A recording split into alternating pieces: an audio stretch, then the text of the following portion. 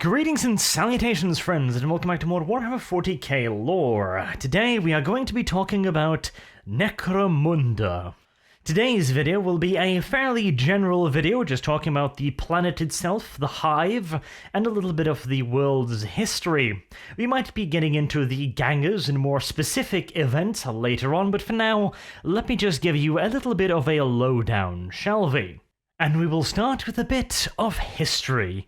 The planet now known as Necromunda used to be known as Arenus Prime, and was settled some 5,000 years before the rise of the Emperor, and 15,000 years before the timeline of modern 40k. Arenus Prime was the capital of a small interplanetary empire, located in the Arenus continuity, a small series of planets fairly close to the solar system, the birthplace of humanity. But despite their proximity to the solar system, the rising Imperium of Man had absolutely no idea that Necromunda was a thing. All record of the warp routes leading to Necromunda and to the Arenus continuity had been lost during Old Night. As such, it was completely and utterly unknown to the Imperium, who rediscovered it purely by chance. A small squadron of warships returning from a campaign intended to head back to Terra when they were waylaid by a minor storm in the warp. Due to damage sustained during the campaign, the ships elected to drop out of warp near a stable warp route. They thought the warp route they were seeing were the one connecting Terra to the wider Imperium, seeing as there were not that many stable warp routes in this particular part of the galaxy. Instead, what they had detected was a warp gate near the edges of the Arenus continuity. Now, warp gates, especially stable ones, are very rare. A warp gate is essentially a stable, solid connection through the warp from point A to point B. Unlike warp routes, they only lead from one place to the other, and they cannot be utilized to travel anywhere you wish within the universe. However, they are entirely stable. Or, well, most of them are entirely stable. Some have some unfortunate defects that might dump starships randomly into the warp itself, which would be unfortunate, but most of them appear to be stable enough to the point where the usual rules of the warp do not apply. For example, you can expect to get from point A to point B in a set amount of time, rather than a more or less random amount of time as with usual warp travel. Additionally, there is absolutely no danger whatsoever of various spiky creatures from the warp poking their heads on board your ships, as it is essentially a stable and solid tunnel through the warp rather than simply just traveling through the warp. And so, mistaking the warp gate for the stable warp routes leading out of Terra, the small flotilla appeared. Not near Terra, their ultimate destination, but instead on the peripheral fringes of the Arenus system, where they were swiftly discovered by the rulers of this tiny interplanetary empire. And they responded rather aggressively to these unknowns in their midst. Before the small flotilla of Imperial warships could jump back into the warp, they were surrounded and boarded by cybernetically grafted warriors. But before the entirety of the squadron could be overwhelmed by these boarding forces, the squadron's astropath managed to send out a distress call to the wider Imperium. And seeing as this was uncomfortably close to Terra, the Imperium immediately sat up and took notice. After all, this was an apparently hostile empire within striking distance of Terra itself, and as such, this particular little problem would have to be dealt with swiftly and comprehensively. As a first response, an envoy fleet was sent to open diplomatic relations with these newcomers, and if I know the Imperium, which I do, this was undoubtedly a stalling tactic for them to organize a slightly more forceful response. It turned out that the governors of this small interplanetary empire was an interesting form of tech nobility, where the highest ranking members in society were those with access to the greatest amount of knowledge and technology, who ruled over those below them through a combination of graft servitors, violence, and good old-fashioned repression. And considering the fact that they had been lording it over the locals for several thousand years at this point, it is not particularly surprising that they had a somewhat inflated sense of self. After all, they had held this small cluster of space under their complete and utter dominion for something along the lines of 4,000 to 5,000 years. They were undoubtedly convinced that they were the biggest fish in this particular pond.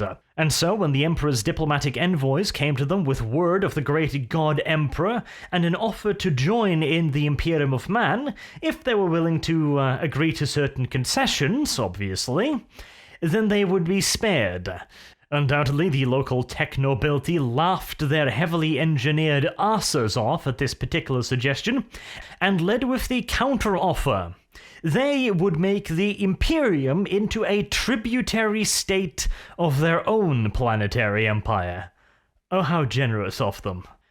And I'm sure that the Emperor cordially thanked them for their generous offer and responded with his own best proposition, namely the Imperial Fists of the Legiones Astartes. It fell to the 39th household under the command of Hashin Yunad to teach the Arenas technocracy that they were not the only ones that had survived Old Night intact. At the head of 20,000 Imperial Fists and 1 million Imperial Army troops, Yunad launched a lightning campaign of conquest into the arena's continuity, and in less than 2 months what had once been, in the minds of its creators at the very least, a mighty interplanetary empire was reduced to one single planet, currently under siege by innumerable Imperial warships. We can only imagine the thoughts that must have gone through the minds of the tech nobility on the planet that was soon to become Necromunda at this point in time. I'm thinking something along the lines of, fuck. And I wonder if they'll let us be a tributary empire. But this is, of course, Warhammer 40k, or, well, technically speaking, 30k, and bad news rarely come alone. You remember those warp gates and how I said that warp gates are occasionally a wee bit unstable? Well, the one leading into this particular system turned out to have a minor problem with it. That minor problem meant that hordes of demons started flooding into the system. It was probably Eldar tech to begin with. You can never trust the Eldar. They are remarkably shoddy worksmen for such an ancient species. Oh well. Now, the 20,000 Imperial Fists and 1 million army troops had to deal with an unknown enemy, because at this point in time, the vast majority of officers within the Imperial Army, and even the Astartes, were not aware of exactly what Chaos was or how it was functioning. All they knew at this point in time was that they were currently under attack by an unceasing horde of teeth and bad temper. At first, the 39th household attempted to fight a conventional war against the invader, but the sheer weight of numbers quickly meant that the Imperial Fist decided that there was absolutely no options available to them other than fortifying the last planet in system. Luckily for them, the tech nobility had for quite a while now realized that they were about to get butt-fucked, and any opportunity they had to introduce some lube into the equation, they would take.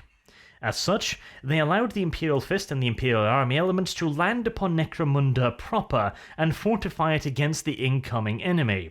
This of course meant that all of the other planets in the system were, to put it rather mildly, boned, and were quickly stripped of life by the incoming unknowns. Once they began attacking the primary planet, now fortified by the Imperial Fists, it quickly became apparent that the Imperials would not be able to stop them. They were killing them by the thousands, if not the hundreds of thousands, but they just kept fucking coming. Luckily for the Fists, they are nothing if not thorough. Before beginning their campaign 2 months ago, Yonad had ordered all of the warp gates to be mined and prepared for demolition, just in case the Imperial campaign to conquer the system was unsuccessful and they were forced to withdraw rapidly and close the door behind them. And well, it was pretty damn obvious that the campaign was about to fail rather catastrophically. Thusly, it was decided that the functioning warp gates would be crippled now, in the hopes that it would keep the enemy inside the system, instead of allowing them to spread out of it and potentially endanger Terra. Mysteriously, however, this last act of desperate sacrifice turned out to be what the Imperial Fists needed to win the battle. The moment the warp gates were crippled, all of the Xenos that were currently attacking the Fists simply disappeared. Their massive Xenos craft simply melted away into the ether. And the reason for all of that, of course, is because they were chaotic creatures. Now, if you don't know how chaos functions, I have done a video on that as well. It is simply titled Chaos Explained, and that'll give you a far more comprehensive breakdown. But for those of you uninformed, I'll give you the quick rundown right here. Basically, chaotic creatures require chaos energy to stay in our material world.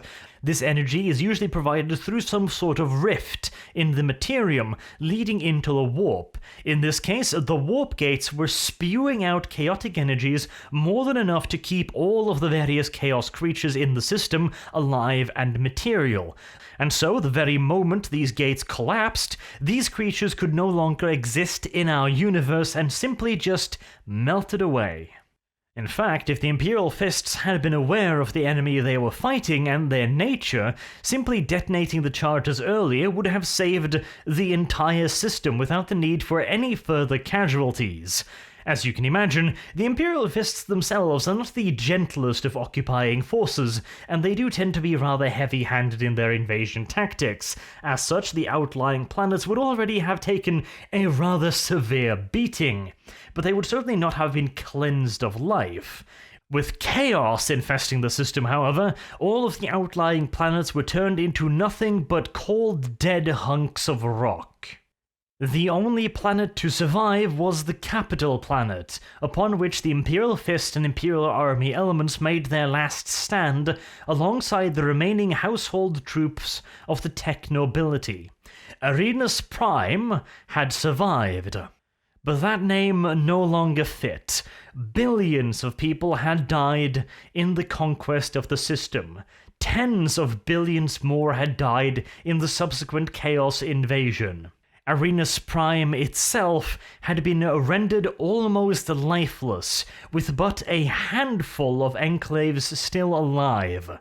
As such, the planet was renamed Necromunda, the City of the Dead. But hey, every cloud has a silver lining, because if these events had taken place in the modern Imperium, Necromunda would not exist today, as almost certainly the entire system would have been put to the ultimate sanction of exterminatus, and not some mere cleansing by the World Eater virus, but instead the utter shattering of the planet themselves through the strictest of all exterminatus sanctions, that of complete and utter destruction.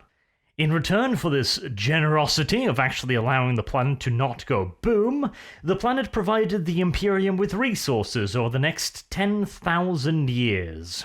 By all accounts, Necromunda was once a halfway decent place to live, if you don't mind getting stepped on by a bunch of tech nobles with private armies or cyber-enhanced soldiers and shit like that, but beyond that, it was a decent Terran planet. However, over the years, the Imperium exacted its toll from the planet of Necromunda, leveling its very mountains and pulling all of its raw resources up into space to feed nearby Forge worlds. Undoubtedly, Mars itself took a rather hefty toll upon those resources. These days, very little of actual worth is left on Necromunda. In fact, the primary export resource of Necromunda is no longer its raw resources, but instead all of the various sludge and waste material that has accumulated on Necromunda over the course of its exploitation. Expert scavengers can find old components and refurbish technology long lost on Necromunda. They're also making a decent business out of recycling the various scrap pieces still left on the planet. It is a far more meager form of business than what they used to do, but it's enough to keep the planet running relatively well. Or, well, I should perhaps specify, relatively well for the nobles, anyway, who still get to live high up in their hive towers, their spires, enjoying a life of clean air, fresh water, food, and luxurious commodities. For the people actually living down in the slag heaps, well, life is slightly less, welcoming, shall we say.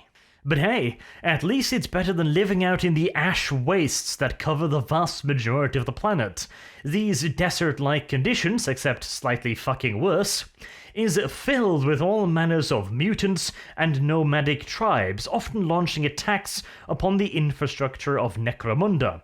Ash trains, for example, that travel the poisonous wastes, bringing resources from one hive to another, and of course providing the various ingredients you need to keep billions upon billions of people alive, like for example food from out of system, and fresh drinking water, something that is rather scarce on Necromunda. Although bear in mind that if you are just an average citizen, you are unlikely to ever get to enjoy any of these foodstuffs. The imported proper food is for the proper people of society, the high nobles, the chiefs, and the factory leaders. The overwhelming majority of the population has to rely upon so-called synthesized foodstuffs, which is essentially a fancy way of saying recycled shit, and no, that is not a metaphor. 99% of Necromunda's population are entirely reliant upon recycled waste materials produced by that very same population. And while of course fresh nutrients are always added into the mix because, well, you can only recycle shit so many times and actually get something out of it, but majoritively speaking, it is still good old-fashioned crap. In fact, the food is so utterly disgusting and vile that considerable portions of Necromunda's population actually voluntarily sign up to the Imperial Guard just so that they can dine on standard Imperial field rations. And the highest praise I've ever seen for those things is that they have a taste that is difficult to describe. And speaking of the Imperial Guard, by the way, it is actually one of Necromunda's primary exports. The various hive cities on the planet have proven to be hotbeds of conflict, violence, and good old-fashioned street gangs butchering each other with objects of varying quality. And considering their penchants for violence, the hive cities of Necromunda has provided the Imperium with a vast quantity of Imperial Guard regiments, most of which are heavily specialized towards close and dirty urban fighting. In fact, one of the more famous regiment, the Necromunda 8th Infantry Regiment, nicknamed the Spiders, are drawn from the Spiders clan. This is a particularly nasty group of people that hold a position of power within Necromunda, as the higher classes' favored enforcers. The Spiders clan operate inside the Palatine, the largest of all of the hive cities on Necromunda. They have, over the last few centuries, been given equipment by the Imperial Guard to use in quelling unrest. They receive weapons, ammunition, and the training in how to use them in return for two things. One, they provide the Imperial Guard with recruits for its regiments. They also provide the planet as a whole with a PDF force, and they make sure that the various other clans that live further down in the Underhive behave themselves, at least within acceptable parameters. Basically, as long as they keep the murder and the violence to the Underhives, nobody really gives a shit, and maybe a few minor incidents in the mid-level Habitat Hive could be overlooked, but if they were ever to do anything of interest in the upper hives, well, let's just say that any clan stupid enough to try that is likely to suffer from a rather severe infestation of spiders. And it isn't just the Guard who has an interest in Necromunda. The Imperial Fist has a small fortress on the planet inside the Palatine, again, the largest hive on the planet. It is not really a full-scale fortress monastery per se, it is instead a massive armored bunkhouse in the form of a tower, reaching up somewhere along the lines of the upper hive spire. Not quite on the level of the Lord General's own residence, but pretty damn far up. From this tower, the Imperial Fists send ranging parties down into the lower levels to see if they can't find some promising candidates. And as you are probably aware, if you have watched my Hive Cities video, if you haven't, go watch that. It'll give you a little bit more of a general insight into hives as a general concept. They tend to be rather violent places, and as such they are excellent recruiting grounds for the Imperial Fists. If somebody can survive the Underhives, the true dumping places of the sink, then surely they can survive pretty much fucking anything. Because you cannot expect any real help to reach down into the Underhives. None what so bloody ever. You see, pretty much all of the hives on Necromunda are essentially urbanized feudal realms, where the various factions within the hive will constantly be striving against each other for money, power, and position. The closer to the top you are, the more powerful you are, the more reach you have, and the more access you have to the resources of the wider Imperium. At the absolute zenith of this hierarchy sits the governor of the Palatine, the largest hive and the de facto ruler of all of Necromunda, Imperial Commander Lord Gerotinus Helmauer. His family is said to have been in charge of Necromunda for at least 7,000 years, although Imperial records are a little bit spotty when we start getting back to the early days of Necromunda as an Imperial world. A clerical error that probably has something to do with the fact that at that point in time, the planet was kind of crawling with demons and such shit. And while, of course, the sons and daughters of Necromunda are undoubtedly loyal and ever true to the oh-so-generous wider Imperium, it wouldn't do to let them know that they're essentially living on a chaos-infested hellhole of a planet. Because let me put it this way. That many demons don't set foot on a planet without leaving some rather serious scars behind them. And beneath the great, mighty, and wise Lord Gerotinus Helmauer is a constantly changing landscape of noble houses, clans, tribes, and various other organizations that rise and fall almost continuously. The brave and oh-so-competent governor has managed to place himself in a position where all of this is utterly and completely inconsequential to him. As long as he has the backing of the wider Imperium, he can consider himself to be completely and utterly safe. And the primary reason for that is because the world is so close to terror. There is simply no way that the Imperium will allow any kind of large-scale upheaval to take place that close to the Golden Throne. As such, if Necromunda was to ever fall into a state of civil upheaval, due to the incompetence of the governor, for example, the full might of the Imperium would very swiftly fall upon the people of Necromunda, and indeed the Imperial Fists would probably be the spear tip of any such action. As such, the governor has a rather potent incentive to keep everything under control, and as long as the various clans, factions, and noble houses are busy fighting amongst each other, there is little chance of a major upheaval against his position, and any upheaval directly against the Imperial Commander will either have to be incredibly swift, taking control over the planet pretty much instantaneously, therefore allowing the Imperium to simply just shrug and go, well, as long as you can keep the peace, we don't really fucking care.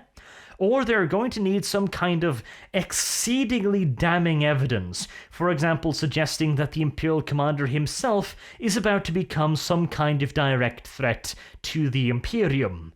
In other words, unseating the fat ass of Gerotinus Helmauer is practically impossible at this point. And it also places him in an incredibly powerful position, where his backing is enough to essentially shield a faction almost entirely from the attention of their competitors, allowing, of course, the commander to maintain a stable power base whenever he needs it. But on the other hand, even the mere rumor that Lord Geratinus might even be thinking of withdrawing his support could instantly send a house plummeting down into the depths of despair and defeat, as immediately the various houses, tribes, clans, etc. that are in direct competition with said faction will immediately set upon them, seeing as they have essentially received the informal go-ahead by the Lord of the planet.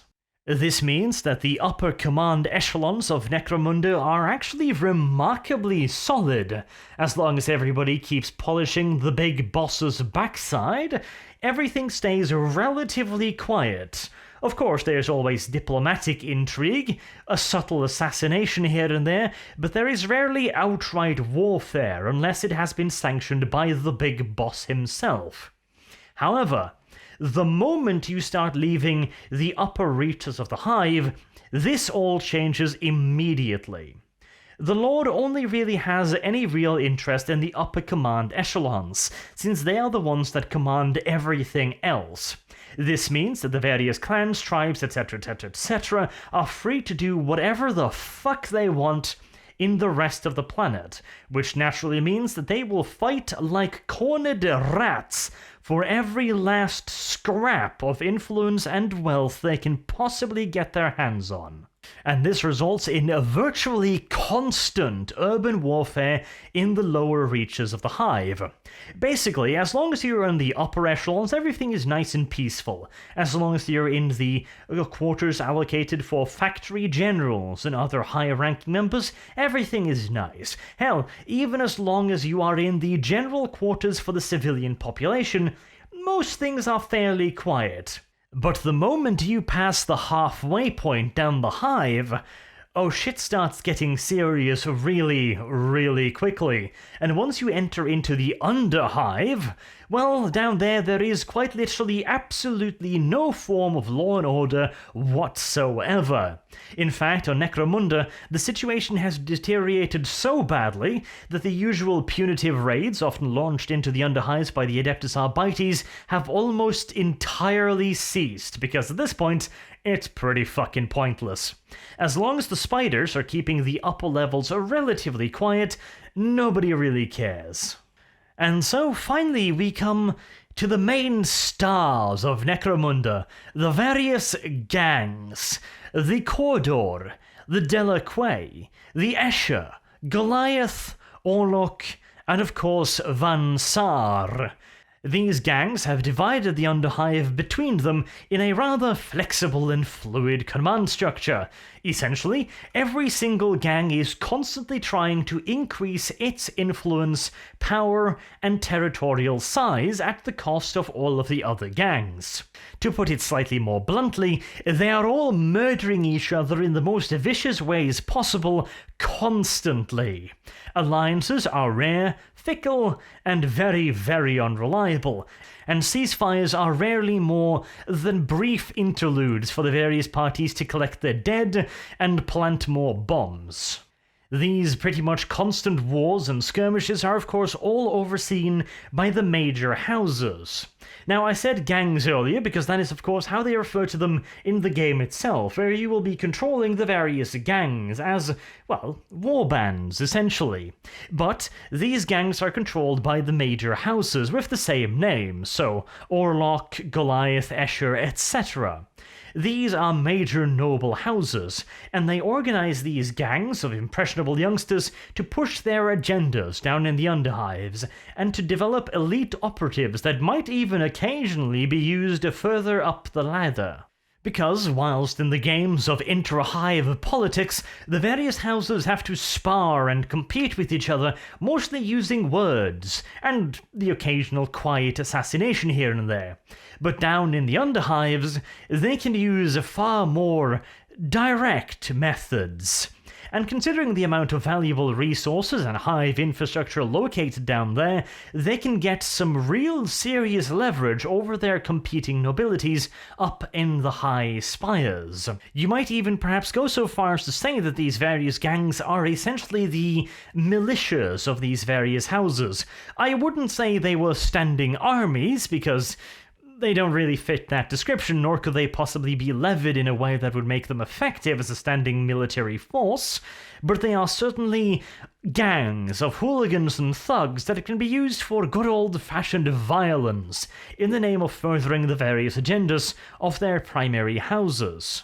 And of course, in return, the various houses receive the, at least slightly and kinda, protection of the major nobles, meaning that no other large-scale operations will be launched against them. It might also allow them to operate illegal businesses closer to the civilized parts of the hives without the Adeptus Arbites cracking down on them. Additionally, particularly favoured gangs might be given access to additional equipment, and perhaps even cybernetic enhancements and proper modernised weaponry. It's relatively rare, but the Spider clan is a perfect example of this. They managed to gain the patronage of the Imperial Guard and the PDF on the planet, and since they have been able to keep law and order fairly well over the last few hundred years, they have earned their trust and therefore their support, making them one of the most powerful groups within the Hive, although of course their mandate is very, very, very strictly monitored. We wouldn't want some clan to start meddling in inter-house politics after all, now would we? But these stories of the various gangs and their houses is going to have to wait for another time. I'll be covering most of them as well at some point in the distant future, probably in relation to the upcoming PC game developed by Rogue Factory.